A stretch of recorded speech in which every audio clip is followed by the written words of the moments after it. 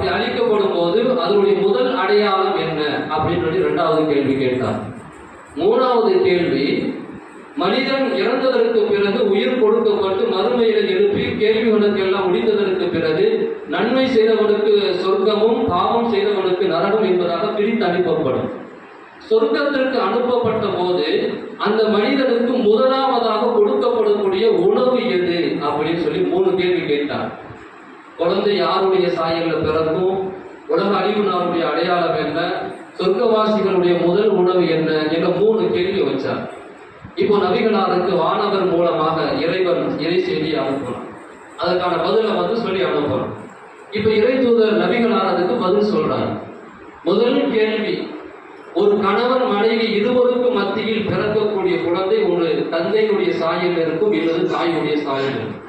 அதற்கான காரணம், கணவன் மனைவி இருவரும் வீடு கூடுகின்ற பொழுது யாருடைய மணித்துளி முதலில் வெளியே முந்துகிறதோ அவர்களுடைய சாயலில் குழந்தை இருக்கும். நபிகளார் சொன்னார்.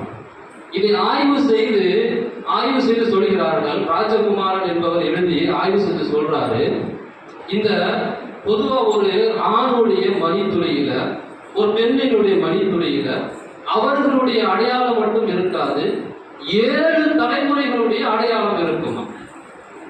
சில பேர் நம்ம பார்க்கலாம், அந்த கண்ணு சாம்பல் நிறத்துல இருக்கும். அதை பூனை கண்ணுடைய கூர் பக்கம் சும்மா சொல்லுவாங்க. அது பிறக்கக்கூடிய குழந்தை சாம்பல் நிறத்துல கண்ணு இருக்காது. ஆனா அவர்களுக்கு பிறக்கக்கூடிய பேத்தி பேரனுக்கு அந்த கண்ணு இருக்கும். காரணம் என்னன்னா, ஒரு குழந்தை பிறக்கும் போது கணவன் மனைவியினுடைய சாயலில் பிறக்க வேண்டும் என்ற அவசியம் கிடையாது. இந்த கணவனினுடைய 7 தலைமுறைகளில் யாருடைய சாயலில் வேண்டுமானாலும் குழந்தை பிறக்கும். அதே போல மனைவியினுடைய குடும்பத்தில் 7 தலைமுறைகளில் யாருடைய இது வேண்டுமானாலும் பிறக்கும் என்பதாக அவர் எழுதினார். இந்த கேள்வியை நபிகளார் முதலாக சொல்லி முடிச்சுட்டார். யாருடைய மணித்துளி முதலில் முந்துகிறதோ அவருடைய சாயலில் குழந்தை இருக்கும் அப்படி.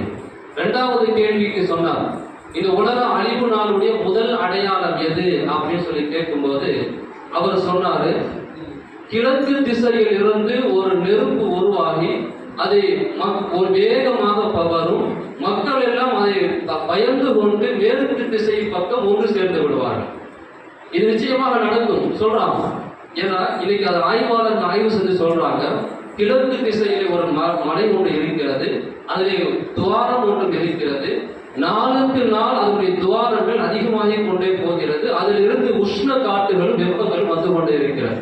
அதனால்தான் ஒவ்வொரு வருஷமும் நாம் சூரியனுடைய டிகிரி செல்சியஸ் எல்லாம் நாளுக்கு நாள் அதிகமாகிறது நம்ம